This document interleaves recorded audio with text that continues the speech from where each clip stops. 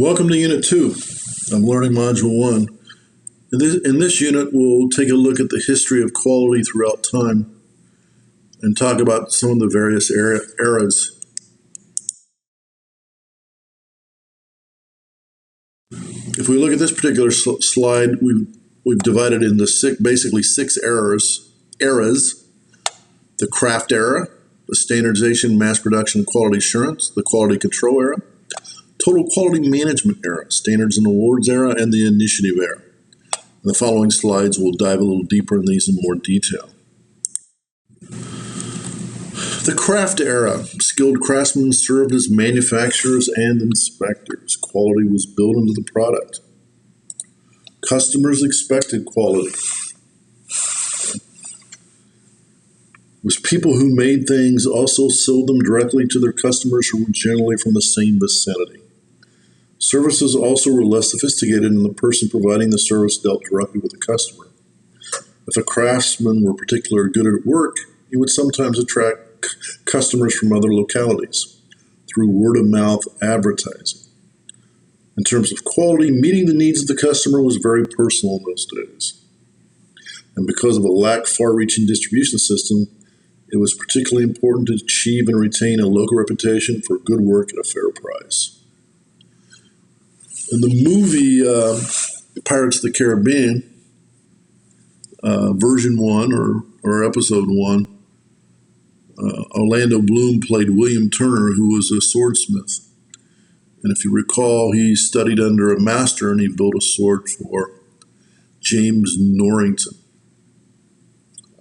So that's a pretty good example of what this era was all about.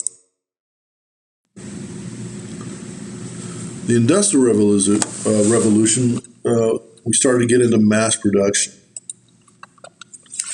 As we see on this slide, one of the most noted was Eli Whitney. He got a contract from the government to build muskets, 10,000 of them in 1798. Took him 10 years to fulfill that contract because he underestimated the variation in the process. So in America, in the early 20th century, the concentration of semi and unskilled workers in the factories was confounded by the diversity of the spoken language of immigrant workers.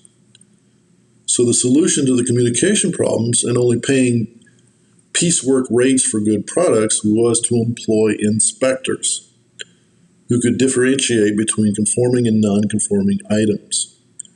They would check the output of an operation and decide whether the product is good, consigned to scrap, or return manufacturing operation for rework.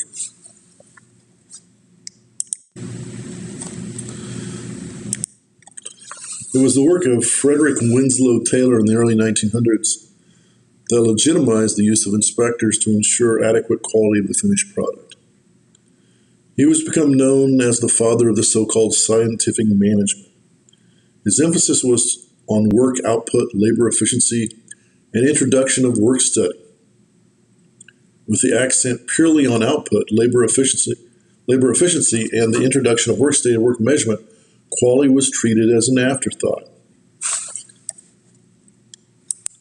Taylor thought the answer to poor quality of output was the application of more and more inspectors who in themselves were now seen as specialists. He was usually successful at what he did, and it could be argued that he met the needs of his time.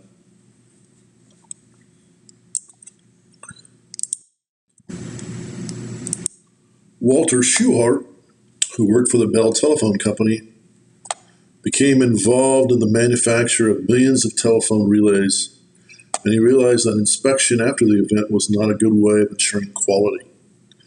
He studied how the manufacturing process could be monitored in such a way to prevent non-conforming items being produced, and in 1924 he invented the control chart.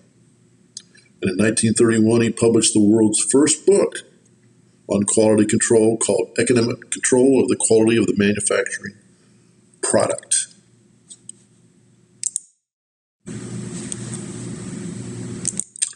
Dr. Edward Deming is probably the most well-known of all the so-called quality gurus.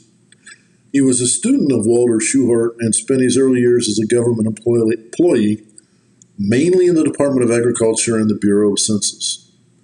Following the Second World War, he played a significant role in rebuilding the Japanese industry, and Deming was invited to apply his statistical knowledge to the Japanese situation. He taught them to apply the statistical method and team approach to quality improvement that transformed Japan into market leaders of virtually every form of manufacturing goods. He is referred to as the father of the Third Industrial Revolution.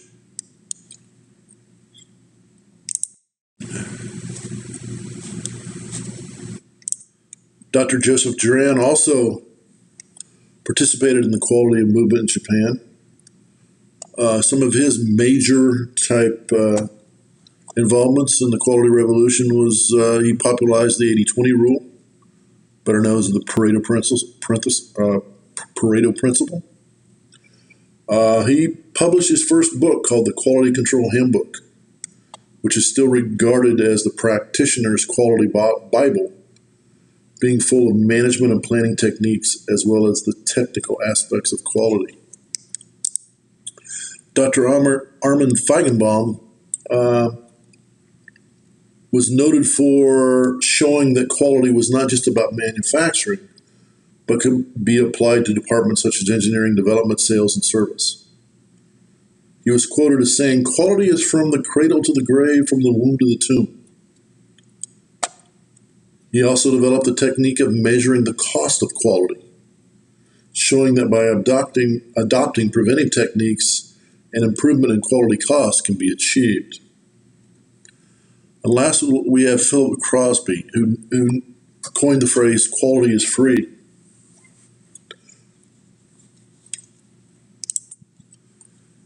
He also was big into do it right the first time, and that way you don't have to do it over. He founded a quality college in Florida and later one in Europe, and he is thought to be the world's leading consultant on quality improvement. Mr. Ishikawa took some of the teachings of Juran and Deming and created quality circles. And the Ishikawa diagram are commonly referred to as the fishbone diagram, a diagram that's a very popular cause and effect tool to aid workers in discovering the true root causes for quality issues. On this slide, we see an example of the Ishikawa diagram or the fishbone diagram. In this particular example, we have a problem which is on the right, which is response time of a new application is too slow. The other blue boxes basically identify the various categories. And then off the spine, we could say what causes based on those categories.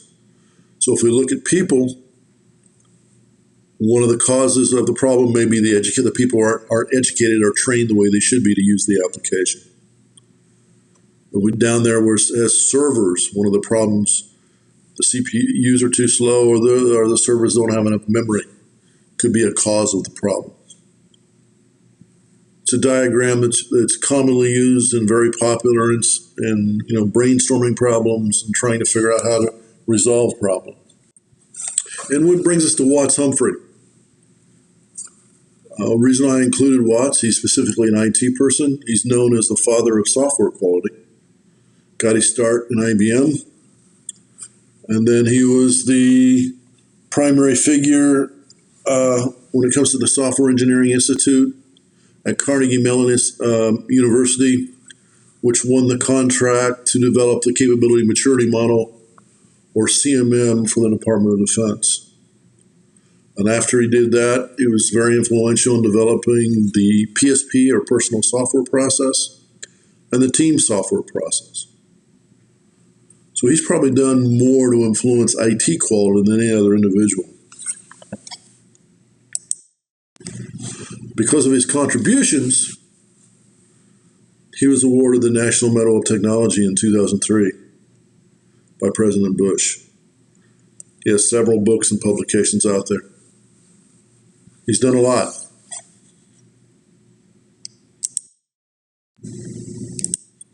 So if we look in the 70s, 80s, The U.S. begins to lose market share to global competitors, especially the Japanese, especially in the auto market. Message begins to be heard. We need to get better or we're going to get beat. In the 80s, the quality revolution in the U.S., America wakes up. And basically, it started with Ford, and they invited Deming to speak to him. And they really turned Ford around. Earnings rose to the highest level in history. There was a special documentary on TV called Japan Can, Why Can't We? And that's really what started the revolution in the U.S. when it comes to quality. I've included on this slide a link to a Deming video, if you'd like to take some time to look at it now. Later on in this module, when we talk a little bit more about Edward Deming, I've included some more links to videos about Dr. Deming, which are very interesting. So if you want to take some time now and take a look at the video.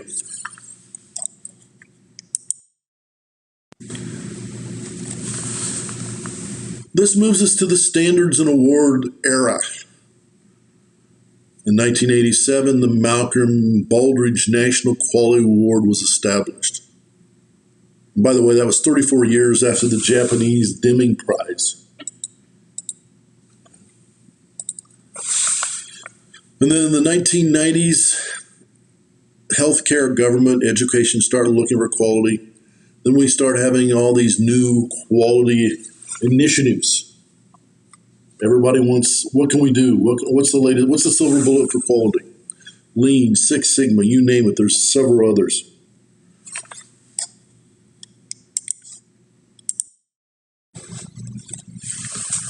So what do we have here? We have Lean, Six Sigma, CMM, PSP, TSP.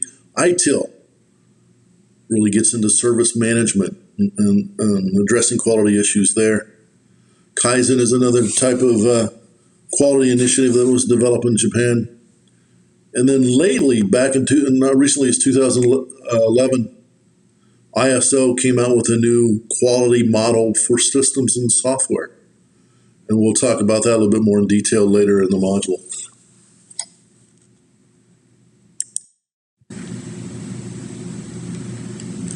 So what did we learn?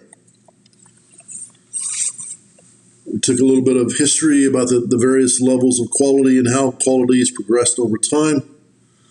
To individual craftsmen to more of an assembly line.